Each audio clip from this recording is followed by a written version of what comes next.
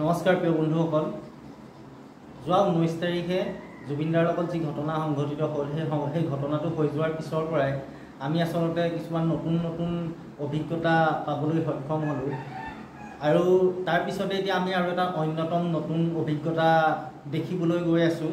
আমি দেখিবলৈ পাইছোঁ যে বিজেপিৰ ৰাজ্যিক সভাপতিয়ে ঘোষণা কৰিছে অহাকালিলৈ পৰা বিজেপি দলে জুবিনদাৰ ন্যায় বিচাৰি প্ৰতিবাদ কৰিব। ভাল কথা, আমি আদৰণি জনাইছোঁ যে শাসকীয় দলটোৱে ন্যায় বিচাৰি প্ৰতিবাদ কৰি ৰাজপথলৈ আহিব। এতিয়া কথা হ'ল, আমাৰ যিটো এই সংগ্ৰাম চলি আছে, আচলতে আমি ন্যায় বিচৰা যি সংগ্ৰাম, এই সংগ্ৰামটোত আমি কি বিচাৰিছোঁ?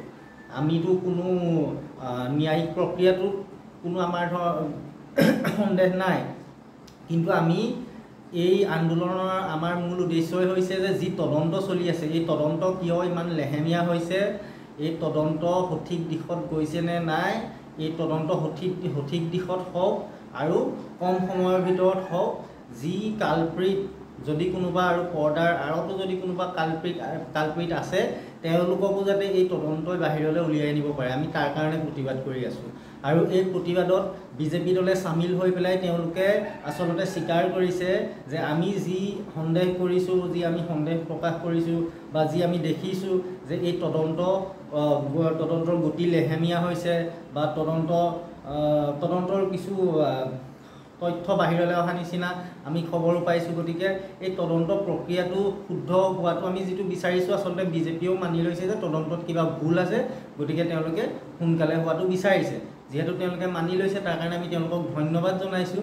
কিন্তু কথা হ'ল কি, যদি শাসকীয় দলে যদি ৰাজপথলৈ আহে, চৰকাৰ কোনে চলাব?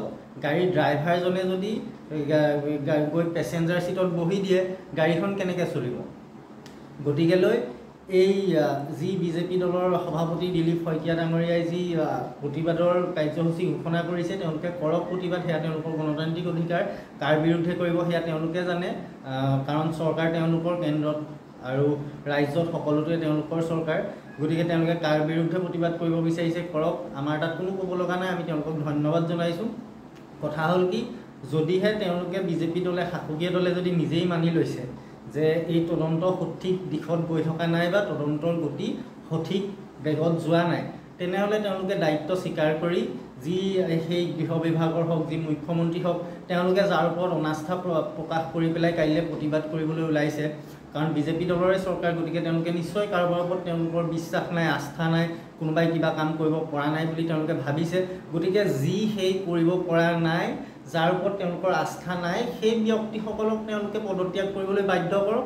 এয়াই আমি তেওঁলোকৰ প্ৰতি আমাৰ আহ্বান। আজিলৈ ভিডিঅ'টো ইমানেই। ধন্যবাদ। জয় আহোম।